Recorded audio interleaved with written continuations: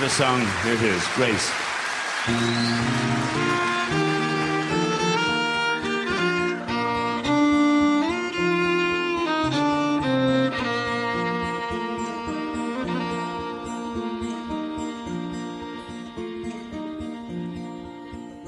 As we gather in the chapel here in old Kilmainham jail, I think about these past few weeks. Oh, will they say we failed? From our school days they have told us we must yearn for liberty.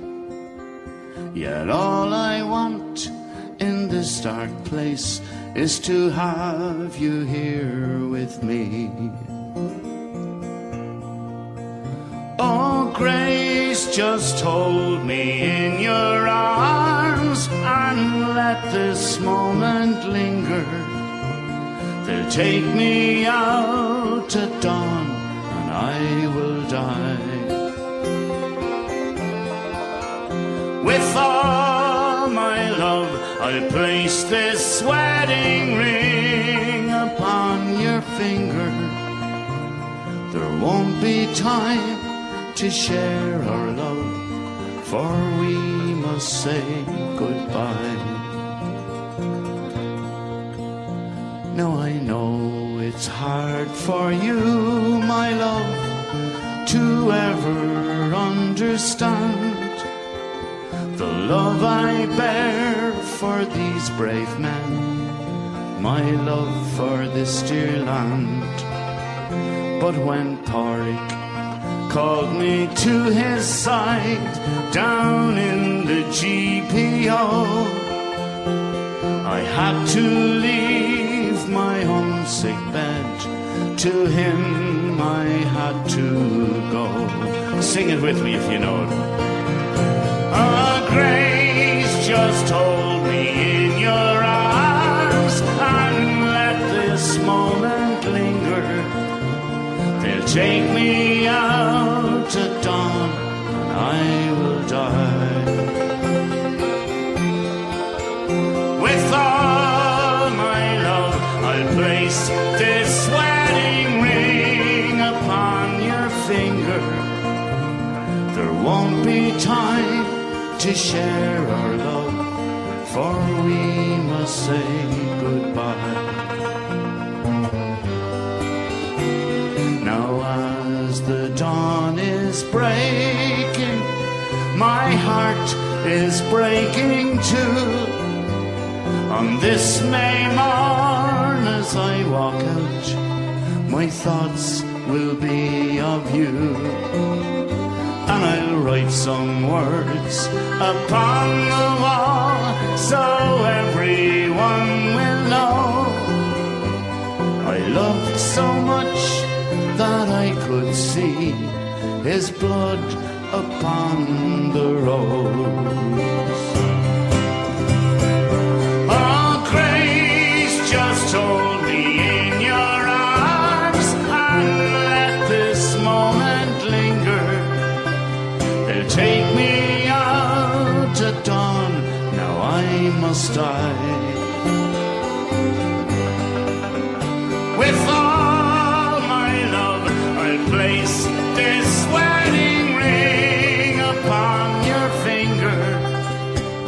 There won't be time to share our love, for we must say goodbye. Oh, there won't be time to share our love, so we must say goodbye.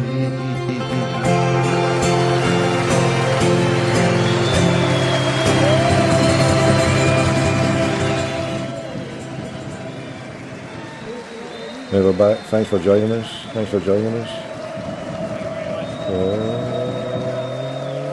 Pete Martins at 60s. What's happening?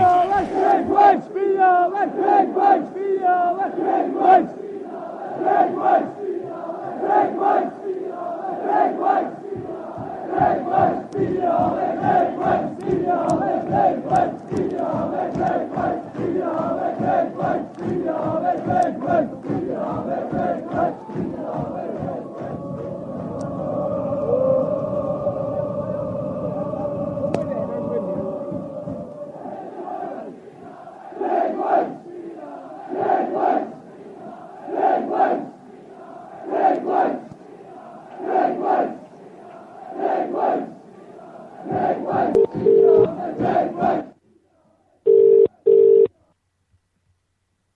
Hello. Hello. Hi, how are you? Not bad, Rachel. How you doing yourself? Good. Wide awake this late time. Well, I'm sorry, but you weren't going to bed or anything. I saw you on Twitter there. I think you said you were going to bed, but you're still I was up going anyway. to, but then I was kept awake by all this shite that's going on. So I was like, right, give us a ring and see what the story is. Well, thanks to the good brother who recommended you to Tyway, and thanks for coming on so late on as well. But No, you're grand. I guess you're a big time Celtic fan then, Rachel, yeah?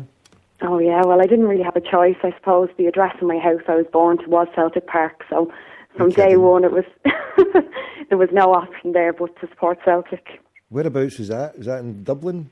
I'm in Dublin, yeah, in Dublin. And your place where you were brought up, where you were born, was in Celtic Park? It's my house address was Celtic Park, yeah. Oh, God bless you. So, yeah, I had no choice. So, as you can imagine, I've been brought up in this stuff from before I could read. Oh, that's brilliant. So do you come over to many of the games, Rachel? I do. I normally get over, well, to as many as I can. I mean, you know yourself, coming over from Ireland, it is very expensive for someone to come over, you know. But I normally get the odd Champions League game, and then I get about three or four normal games a season, depending, you know yourself. But I mean, we go the whole hog, though. It's not this carry-on of, you know, just going over for the match and coming home. Like, you're talking going on the Thursday and coming home in bits on a Sunday. Yeah. So, it's good.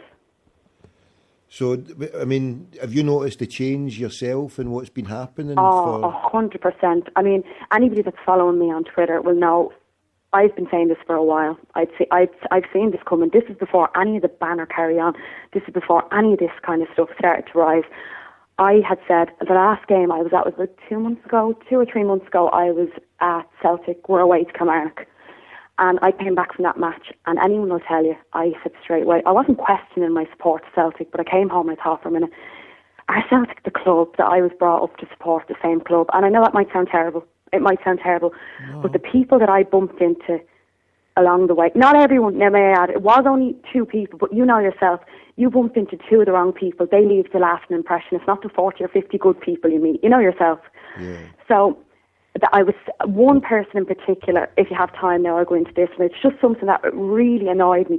We were coming back from the game, and I mean, we don't do supporters buses or anything because we kind of decide last minute when we're going to games, you know, so it's kind of, you know, look, book it last minute, get in there, travel to the games on our own kind of thing, myself and another girl. And we were coming back from the Kilmarnock game. We left a few minutes early to get out, blah, train, and we were getting something in the shop. And there was a lad now completely decked out in Celtic gear. It wasn't as though, you know, like some people say, oh no, he wasn't one of us, decked out in Celtic gear. And I happened to just shout over to one of the girls, do you want a drink? And he was like, oh, here's the typical Irish. Oh, and this is word for word, because I swear to God, I won't forget it. He said, here's the typical Irish over for their one game a year, or something along the lines of that. And I laughed because I thought he was messing. You know, I didn't take him serious. I was like, ha, ha, ha. Dead serious, though. Serious face. Now, he had a few drinks, to be fair, but still. And I kind of turned around and I was like, sorry, are you for real? And he was like, yeah, I'm sick of it. I said, what are you sick of? And he said, oh, nothing, forget about it. I said, do you have a problem with Irish people? And he was like, oh, I'm not getting into this today. And I said, come here for a minute. Now, to be honest with you, I was ready for a fight with him, you know. But I just said, come here for a minute. I said, do you have a problem with Irish people? Sorry? No, am I okay to keep going? No, just when you say, come here for a minute. I love that way you say, come here for a minute. That's what I said. I said, come here for a minute. I said, if you have a problem with Irish people, I said, I don't mean to be disrespectful to people of Scotland, but I said, you can give me back my jersey for a start. I said, you can give me back my crest. I said, you can give me back the name of the club, the history along with everything else. And he kind of pulled back for a minute and he had a think, and this is a brilliant line. He said, where in Ireland was Brother Walton from? I said, he was fucking real. I said, he's from Sligo. And then he kind of got all confused and walked off. Now, in fairness, he was drunk, right? And that's fine. But I have started to come across a lot of these type of people on Twitter now of late. You know, and it hasn't been since the banner carry on. It's been before this. I mean, if anyone's been following me on Twitter, they'll know. I've been saying of late, there's a new breed of Celtic fans, and there is. It's not something that's just come out of the air now. Oh, the banner's here now. We have to go against this. We have to go against that. This is something that's been brewing for a while, and I'm telling you, I don't know if you've noticed it yourself, but I have. Yeah. I mean, I sat here doing shows, and talking about it with other people, and that's the consensus of opinion. I mean, I used to go along in the Times of the Jungle, and I know you shouldn't ask a lady her age, but it was only pertinent to the fact that you've noticed a change. I mean, I'm 41 myself, Rachel, so I'm an old fogey, but I can go back to the Jungle and go back years.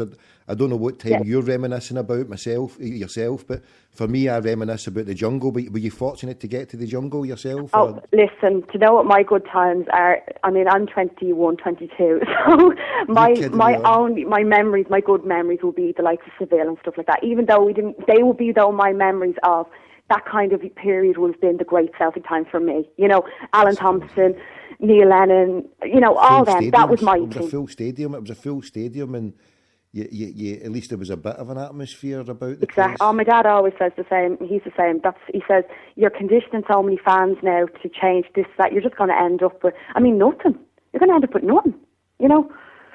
Well, the problem, I do think, though, and like I said, I mean, I was raised in a house, Celtic were Irish, and I do find that, I find I probably am someone that I get offended easily when I see comments on Twitter, and I mean, it's no disrespect to Scottish people whatsoever. I do not mean that, you know, but to me, Celtic are everything that Ireland is and vice versa, you know, that kind of way. I mean, when I go on holidays, and I know this sounds so stupid, but if I'm going out and if Ireland were playing on the telly, I would make a personal point to wear my Celtic jersey because that covers all aspects of it. You know what I mean? Yeah. Like, oh, she's Irish and she's a Celtic fan. It's not she's Irish, she might support Man United or Liverpool, because in my house you had one club and that was it. I mean, it was none of this shite of I'm going to have a scarf with Liverpool and Celtic on the end of it. You know, it was one or the other. It was one or nothing, you know. So, again, I think there's going to be more trouble along the way, to be honest with you. I don't think this is going to be the end of it.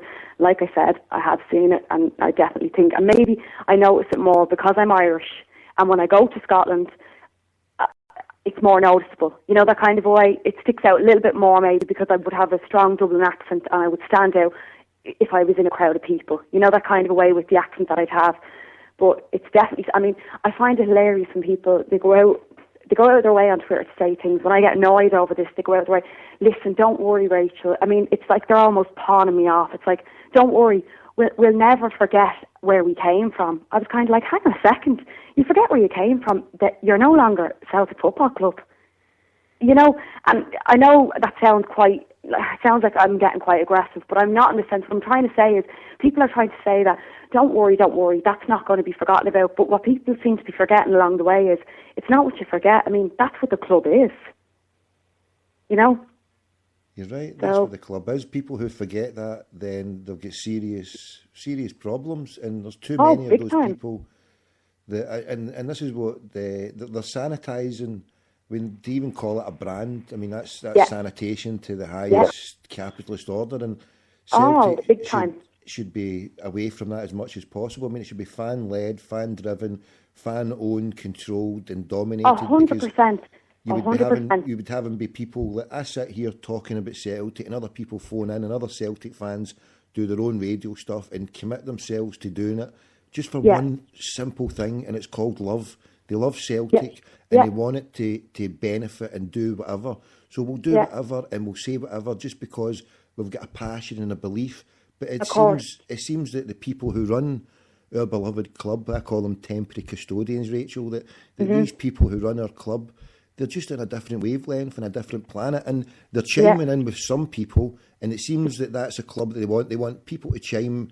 They're going big along time. with them, but they're not. This is what I mean, telling you about the new breed. This is what I mean. Disenfranchising people who have got different ethos, and the true ethos of Brother Walford, and, you know, a compassion for others, because the highest human desire, I think anyway, is to have a compassion for others less fortunate yourself. And if you come from an Irish background, Irish Scotland, my mum came from Belfast, you know that the way Irish people were treated, and you can't ever let anybody else be treated that way, because you might as well just go and stand and urinate, God forgive you, know what I mean, go and stand in the grave of your grandparents and your grandfather